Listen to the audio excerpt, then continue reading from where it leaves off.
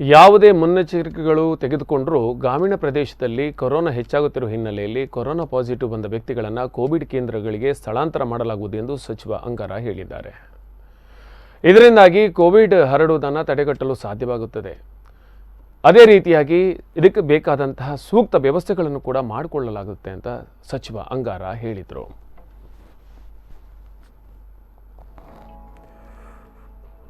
ಕಡಬದ ಅಂಬೇಡ್ಕರ್ ಸಭಾಭವನದಲ್ಲಿ ನಡೆದ ಕಡಬ ತಾಲೂಕಿನ ಅಧಿಕಾರಿಗಳ ಸಭೆಯ ಬಳಿಕ ಮಾತನಾಡಿದ ಅವರು, ಈ ವ್ಯಕ್ತಿಗಳ ಕುಟುಂಬಸ್ಥರು ಯಾವುದೇ ಸುರಕ್ಷತೆ ಬಗ್ಗೆ ಗಮನ ನೀಡದೆ ಪೇಟೆಗಳಲ್ಲಿ ತಿರುಗಾಡುವಂತಹ ಸ್ಥಿತಿ ನಿರ್ಮಾಣವಾಗಿದೆ ಎಂದು ಹೇಳಿದರು. ಈ ವೇಳೆ ಎಲ್ಲ ಆಸ್ಪತ್ರೆಗಳ ವೈದ್ಯಾಧಿಕಾರಿಗಳಿಗೆ, ಆರೋಗ್ಯ ಕಾರ್ಯಕರ್ತರಿಗೆ, ಆಶಾ ಕಾರ್ಯಕರ್ತರಿಗೆ ಪಲ್ಸ್ ಎಕ್ಸ್ ಮೀಟರ್ಗಳನ್ನು ಸಚಿವರು ಹಸ್ತಾಂತರಿಸಿದರು.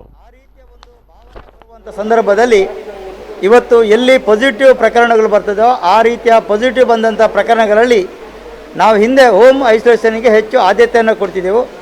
ಆದರೆ ಇದರಿಂದಾಗಿ ಮತ್ತೆ ಈ ಒಂದು ಕೋವಿಡಿನ ಪ್ರಕರಣಗಳು ಜಾಸ್ತಿ ಆಗುವ ಒಂದು ಸಂದರ್ಭಗಳು ಕೂಡ ನಾವು ಗಮನಿಸಿದ್ದೇವೆ. ಅದಕ್ಕಾಗಿ ವಿಶೇಷವಾಗಿ ಆ ರೀತಿಯ ಒಂದು ಪ್ರಕರಣಗಳು ಕಡಿಮೆ ಆಗಬೇಕಾದ್ರೆ ನಾವು ಸ್ಪಷ್ಟವಾಗಿರತಕ್ಕಂಥ ಒಂದು ನಿರ್ಧಾರವನ್ನು ಕೈಗೊಳ್ಳುವಂಥ ಒಂದು ಅವಶ್ಯಕತೆಗಳು ಕೂಡ ಬಂದಿದೆ. ಅದಕ್ಕಾಗಿ ಒಂದು ಪಾಸಿಟಿವ್ ಬಂದಂಥ ಯಾವುದೇ ವ್ಯಕ್ತಿ ಇರ್ಬೋದು, ಆ ಪಾಸಿಟಿವ್ ಬಂದಂಥ ವ್ಯಕ್ತಿಯನ್ನು ತಕ್ಷಣ ನಾವು ಕ್ವಾರಂಟೈನ್ ಕೇಂದ್ರಕ್ಕೆ ನಾವು ಹಾಕಿದಾಗ ಅವನನ್ನು ಆ ಒಂದು ಕೇಂದ್ರದಲ್ಲಿ ನಾವು ಸಂಬಂಧಪಟ್ಟಂಥ ವೈದ್ಯಾಧಿಕಾರಿಗಳು, ANMಗಳು